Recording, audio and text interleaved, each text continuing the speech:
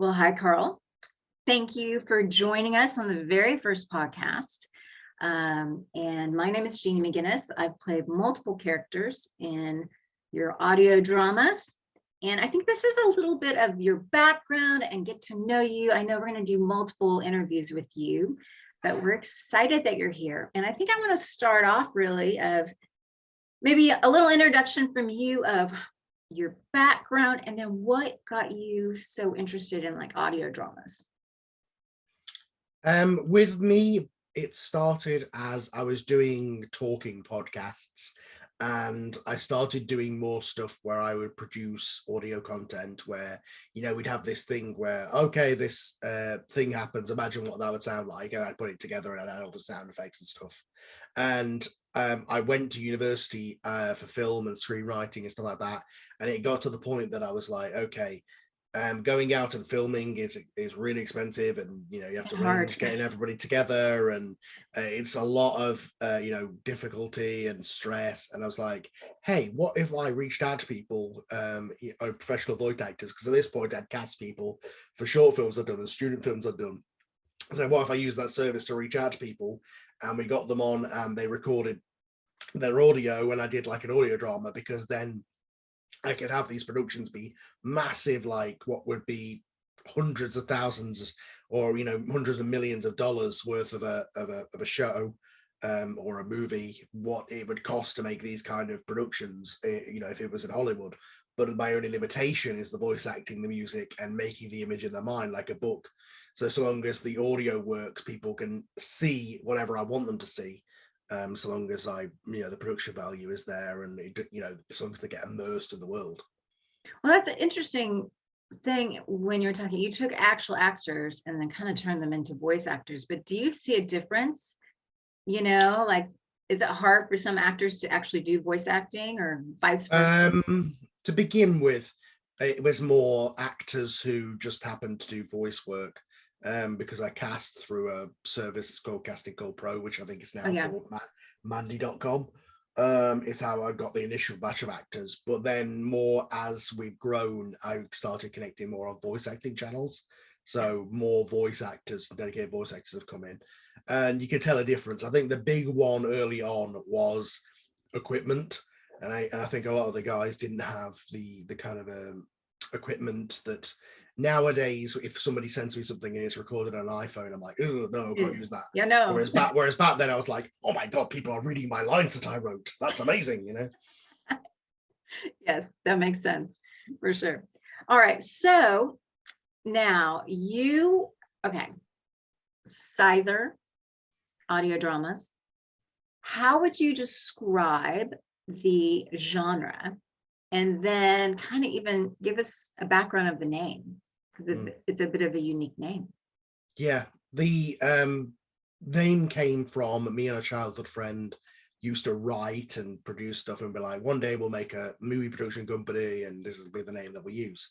And believe it or not, it's a Pokemon.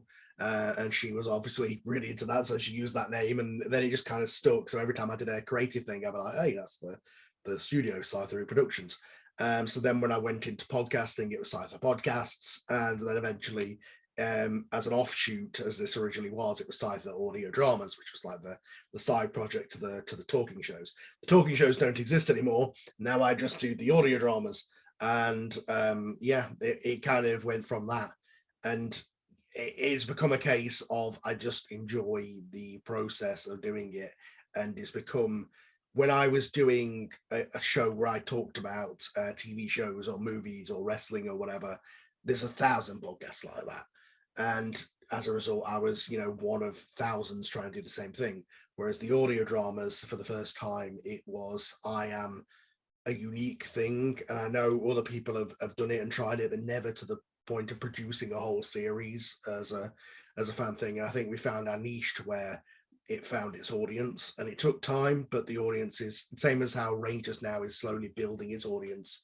I think that's more of a niche, but it's slowly building its audience to the level of where like X-Men now is really popular, which is why I've had to start a Patreon to be able to afford the bandwidth costs, because it just, it's a thing that nobody else is doing. And I think that's important when you're starting out to do a podcast, something like that.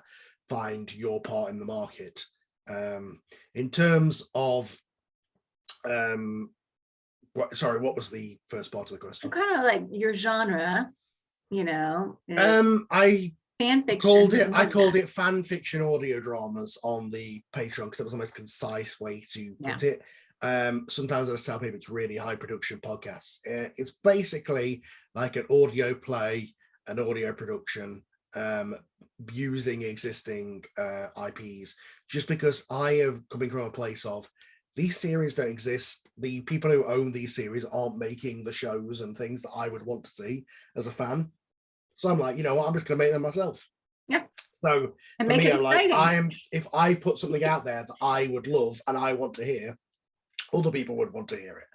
You know, I'm like, I would love, why has there never been an X-Men series that goes through the comic continuity but modernizes it and makes it so that, you know, season 1 is the first class, season 2 is the all new, all different, and that. So I did that.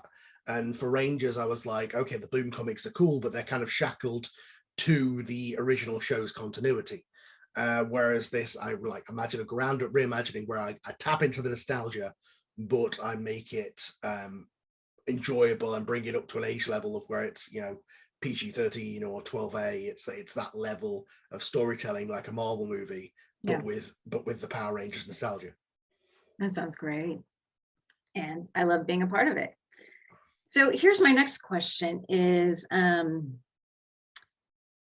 you know, so you've done Power Rangers, you've done X-Men. What are other things that you've done in the past that you're really, you know, I know Batman's in there. Yeah, the original one we did was a Star Trek one.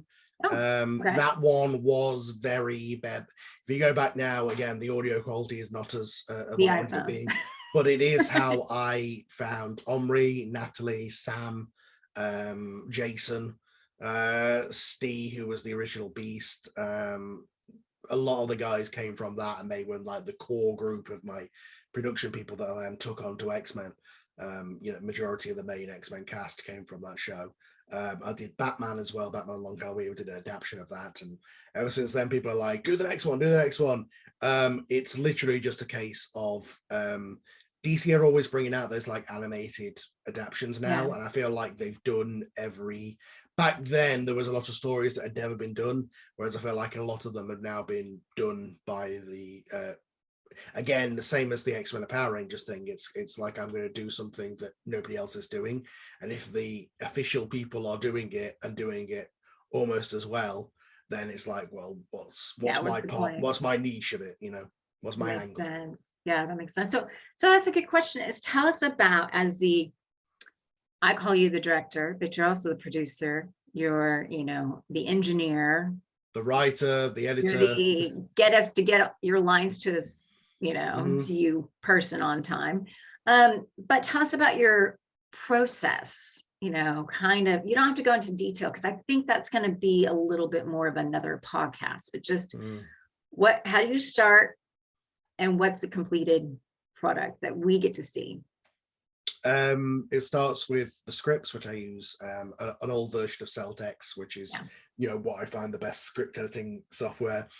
I write out the script, I proofread it, I go through a couple of drafts, and then I send it out to you guys over email or on the messenger and stuff like that. Everybody records their lines remotely, sends them to me, and then I put them together and make it all sound like you're in the same room. Which it would be really cool to get everybody on like a Zoom chat or a Discord chat and have everybody kind of do a live reading, but just with everybody living in different parts of the world, it's just not always feasible to do it that way. So yeah, remotely is how we tend to do it, and then I just edit it all together. And then you know, if people are in the same room and it's like an echoey chamber, I add reverb to everybody, so you also are like you're in the same room, sort of thing. Yeah, and then you add the audio. Yes, I have the audio. Like list the script, you know. Yeah. I use the script obviously as a base. I don't always follow the script to the latter. I add all the sound effects, and then what I used to do was export it and send it to Declan, who used to do the score. So that unfortunately he passed away last year. Yeah. So for the last year, I have been using his back library of music, and it's got me. You know, I've got so much of it. I'm able to do that. But it's starting to get to the point now that I will need to start looking elsewhere, whether some other composers. Yeah, whether that be royalty-free music offline, which I did for the just the recent X-Men one because I needed a lot of Japanese music, or if that's a case of, eventually we are going to have to bring in a new composer for music, even if it's just to create some stock, more stock music for me to use, just so it's not so repetitive.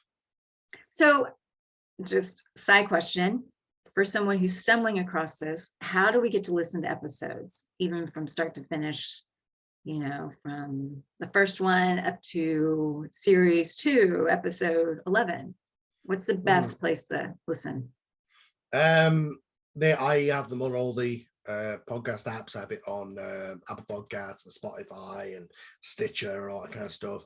There's also a YouTube version where I add the video credits and make it, obviously it's a static image for the majority of it, but the opening and ending I've made it to like a TV show level credits, which is just a little extra bit of fun.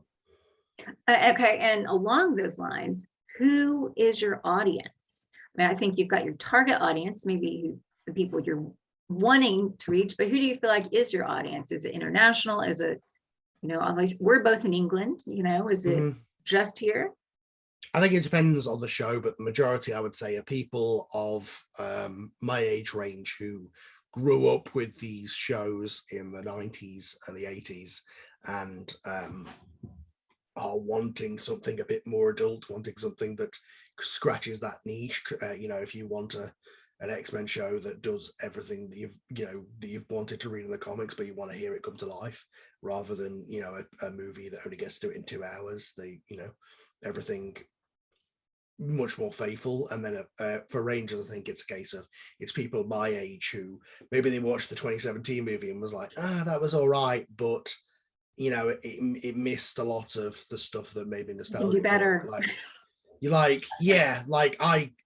I do the thing where, oh my god, they said the thing, they say all the lines, the music, all the stuff that was in the original show, but I make it so that it's actually a good show rather than a show written for 5-year-olds.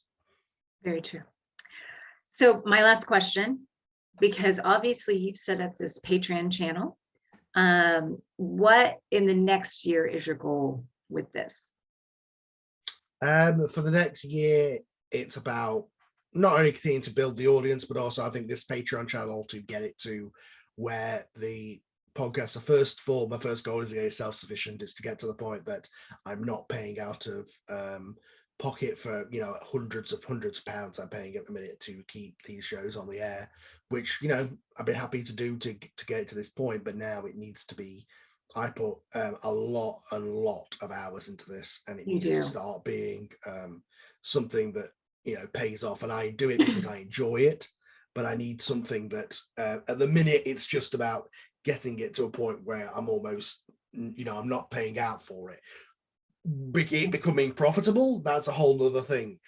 I would love to eventually get to the point where I am paying all the voice actors at scale and everybody, it's running as a business, but that is, I think, many years down the line. That's why I'm doing all this extra content to get people every little bit that you can give, it just will really help to get us to that point and one day make it into a business. Yeah, that's really interesting because a lot of us are professional voice actors, but for me, I do this because I find it really fun, and it's so it's like using my professional life as part of my hobby too. And I think for you, I think we all see as characters who've worked with you and people who've worked with you that you do put a lot of time in this. I mean, I'm like, how many hours does it take to create a script? And then you've got all these different voices. I mean, in this latest Power Rangers, how many characters are there? Oh, at one point I had 16 Rangers. That was just Rangers. Just Rangers. Yeah, it was. And then you've got all the villains, and you've got the extra people and the random people in it. I mean, that's a lot. It's a lot, but I'm really lucky that I took those 3 years off where I just got burnt out and I wasn't interested in doing it anymore. And at the end of the day, it's a passion project. And if I didn't have the passion for it, I wasn't going to enjoy it. And I took those 3 years off. And I was so lucky that when I came back, everybody was like, yeah, we'd love to do it again, And everybody came back, every single person. You know, Steve Chesterton, I've lost contact with him since, but he came back originally, so he had everybody. And it was such a lovely thing of I can just put a message up saying, hey guys, I need a so and so, and you know, within 5 minutes I'll have, you know, 5 responses, and I can have a podcast. You know, it's a really nice community that we've built of It really is. It really is. of voice actors and fans, and you know, it's just everybody contributing to this project because they enjoy it and because they want to listen to it, and you know. And I think that also is a credit to you as a director, because I know I mean, you rarely ever say, can you do this line again? You know? And it's usually because I mispronounced it or missed a word or something. But I mean, I don't feel like you let us kind of create these characters, which I really appreciate, you know, as a voice artist, because usually in professional voice art, you know, you are told what to do. And so this is, I mean, some of that is obviously we don't do the recording live, so I can't. Oh, true. Feedback, and I don't want to keep bugging you guys and go, oh, I know you took your whole day to do this for me, but can you take another day to do it again? If it's a case of, yeah, like I said, they completely mispronounced the line or whatever. But most of the time, I think I can trust everybody to trust their instincts as actors. I was never going to have you, for instance, do the after 10,000 years I'm free. I was never doing the Wicked Witch of the West voice, so it was. Which I've done actually. Yeah. Or other things, and I. So I was like, okay, let's make this our own character, and you know, really bring your voice to it and make it into its own thing. Exactly. Well, thanks, Carl. Like I said, this is first of maybe many, who knows, of interviews, and thanks for taking the time. Thank you for doing the interview.